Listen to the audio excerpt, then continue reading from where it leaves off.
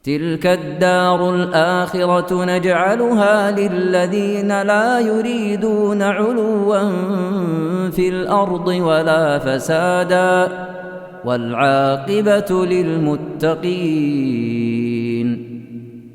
Jadi Abu Musa al-Asy'ari radhiyallahu anhu berkata, qala Rasulullah sallallahu alaihi wasallam, Rasulullah sallallahu alaihi wasallam bersabda, "Mathalu ma ba'athani Allah bihi min al-huda wal 'ilm kamathali al-ghaith al-kathir asaba ardan."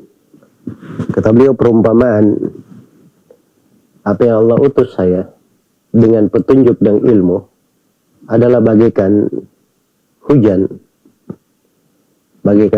yang sangat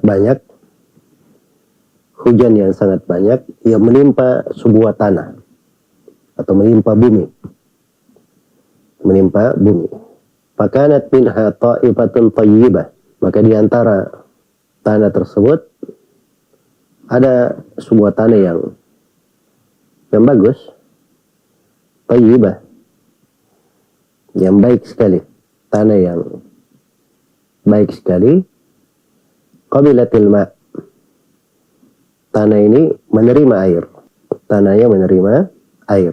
Jadi maksudnya airnya bisa diserap masuk ke dalam tanah, airnya bisa diserap masuk ke dalam tanah. Lalu kata beliau, fa'ambatatil kala'a wal ushbal kathir, maka dari situ tumbuhlah al-kala dari tanaman-tanaman, wal ushbal kathir, dan rerumputan yang sangat banyak.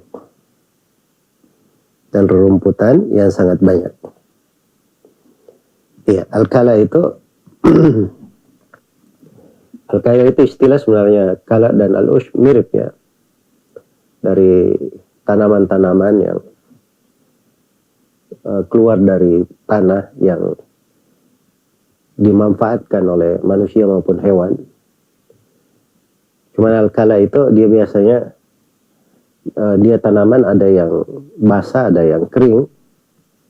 Ya, kalau al-ushb itu biasanya tanaman yang basah saja, tanaman yang basah, bukan yang kering. Jadi maksudnya dari tanah ini ketika sudah memunculkan hal-hal yang hijau itu tadi, itu menunjukkan tanah yang bagus sekali, sudah menyerap air, tanahnya juga bisa menghidupkan. Ya, tanahnya mengeluarkan dari berbagai kebaikan, setelah menerima air mengeluarkan berbagai kebaikan. Kemudian ini satu jenis tanah. Kemudian ada jenis tanah yang lain. Wa kana minha ajadibu amsakatil ma'.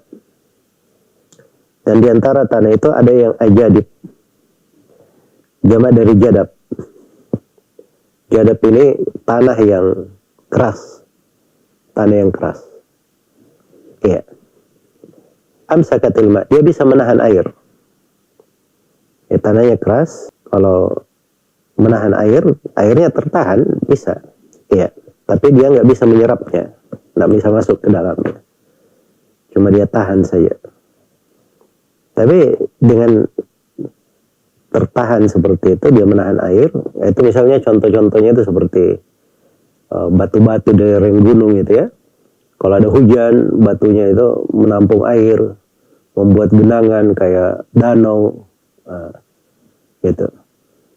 Jadi tidak menerima air masuk ke dalamnya, tapi ada manfaat.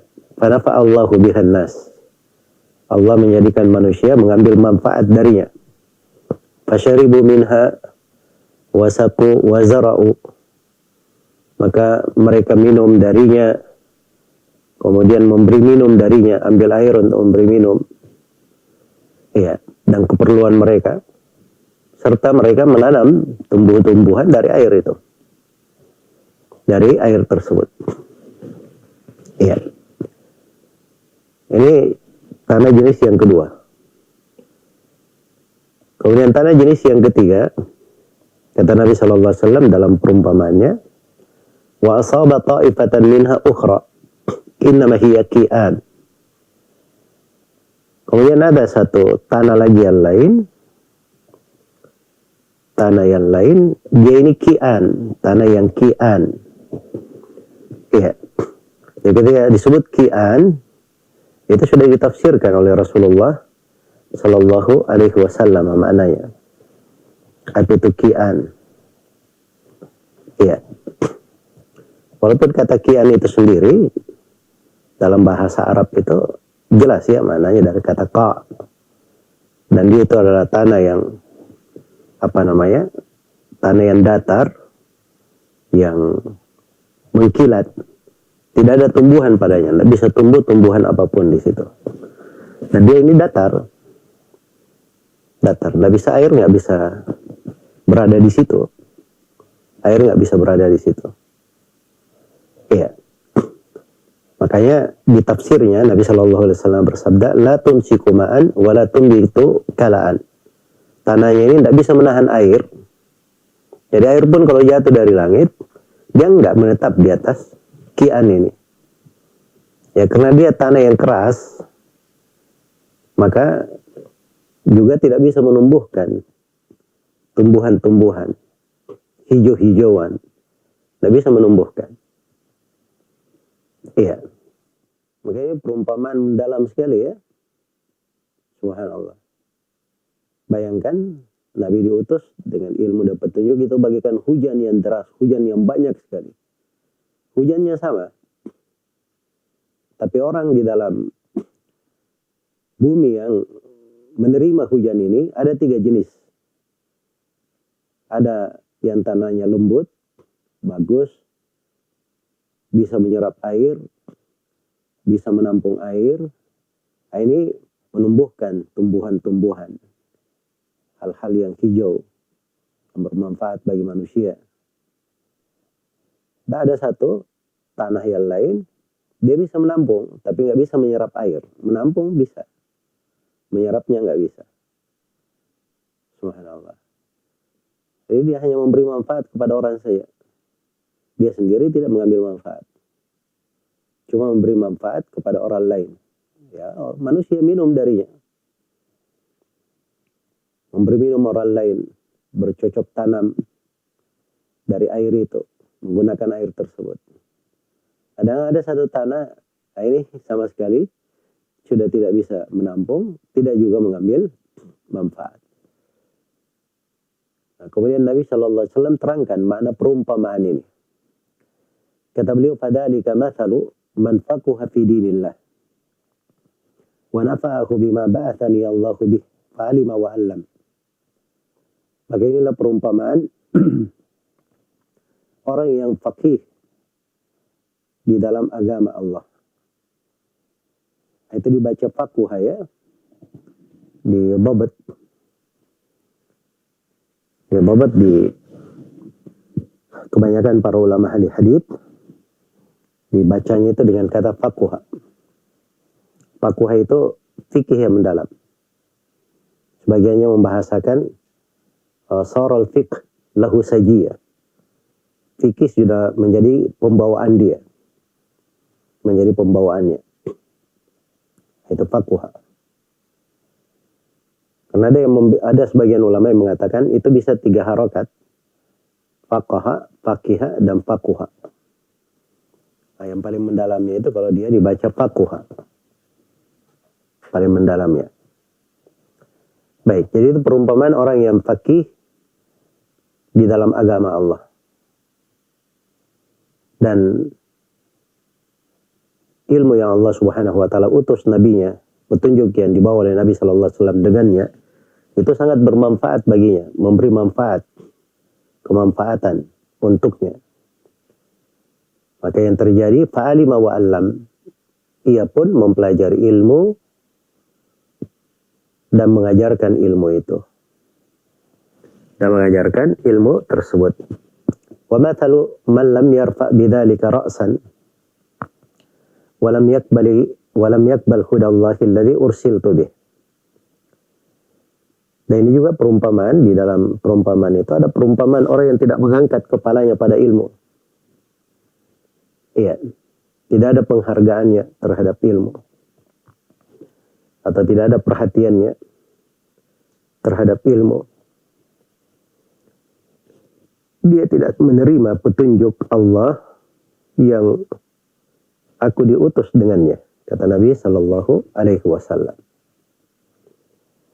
Baik, di sini kita masuk di dalam mengkaji dan mendetailkan makna dari hadits ini.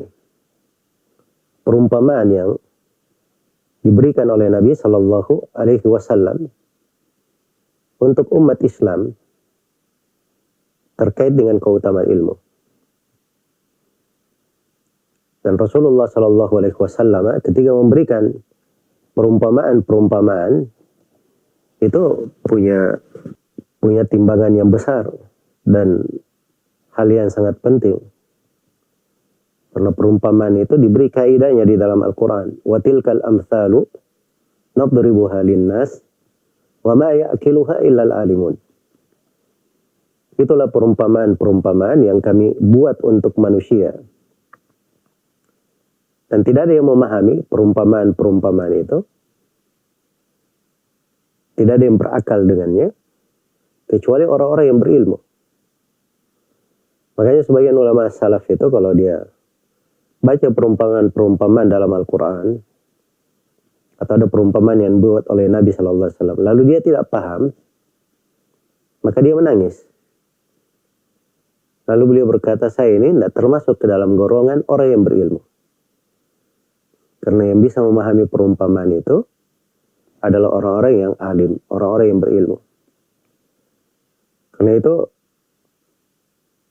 jenis dari amsal, itu ditulis oleh para ulama, buku-buku.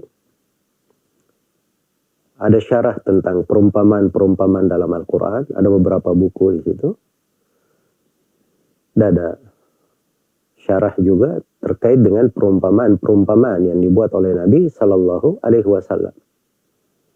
Bahkan perumpamaan yang berjalan di tengah orang Arab saya, itu ada bukunya. Ditulis oleh para ulama Islam. Semoga Allah membalas seluruh ulama kita dengan kebaikan.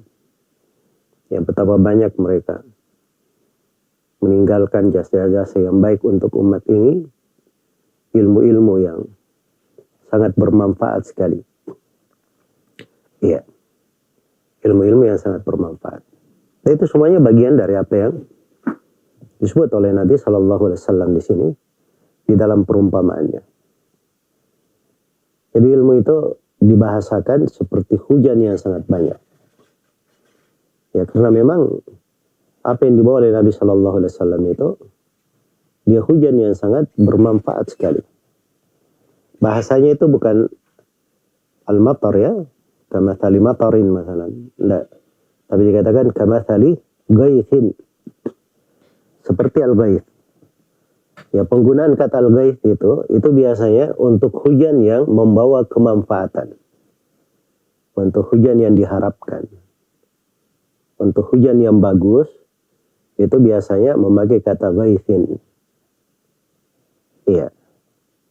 Memakai kata ghaith. Nah, ini perumpamaan hujan yang Nabi SAW dibawa dengannya. Al-ghaith al-kathir di sebagian riwayat. Hujan yang sangat banyak. Hujan yang sangat banyak. Jadi kita ini subhanallah dihujani dengan ilmu. Dengan rahmat. Nikmat. Anugerah dan kebaikan. Banyak sekali. Diberikan. Iya. Itulah sebab kehidupan. Tidak akan ada namanya manusia itu. Apalagi tegak sebuah negeri mereka. Ada peradaban hidup mereka. Kecuali kalau mereka dapat hujan. Kalau mereka tidak menerima hujan atau tidak mendapatkan hujan sama sekali. Itu hukumnya pasti akan kepada kematian dan kesirnaan.